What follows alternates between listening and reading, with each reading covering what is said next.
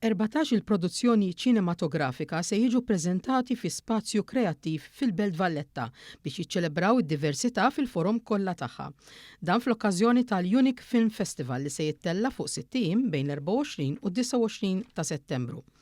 Qed jieħdu sem 12 pajjiż imsieħeb fl-Istitut Ewropew tal-Kultura rappreżentati mill-ambaxxati tal-Awstrija, Repubblika Ċeka, il-Ġermanja, l-Ungerija, l-Olanda, il-Polonja u Spanja, kif ukoll l-Allianz Franċeż, il-Kunsill Malti għall-Arti, il-British Council, ir-Rappreżentanza tal-Kummissjoni Ewropea u l-Istituto Italjano di Kultura.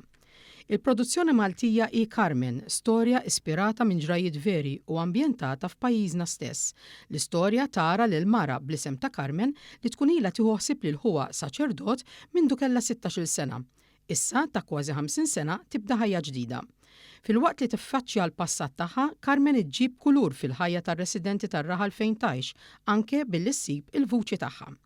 Il-Ministru għall-Wirt Nazzjonali l-Arti u l-Gvern Lokali Owen Bonnici ħabbar li din is-sena speċjali għal Malta fil-kuntest ta' dan il-festival, hekk kif Marian Kawki, direttriċi tal-Fondi u l-Istrateġija tal-Kunsill Malti għall-Arti, inħatret direttriċi tal-Bord tal-Unique. Aħna nemmnu verament fil-prinċipju ta' unità fid-diversità u nemmnu li l-kultura huwa mod ta' kif nistgħu aħna insaħħu din l-unità, din l-għaqda fid-diversità. Il-film huwa metodu b'saħħtu immens kif nilħqu propju dan in-għan u l-Unique Film Festival għandu propju il-mira li jiġi flimkien diversi nies u jiċċelebraw it-talent Ewropew b'dawn il-films li tinxandru.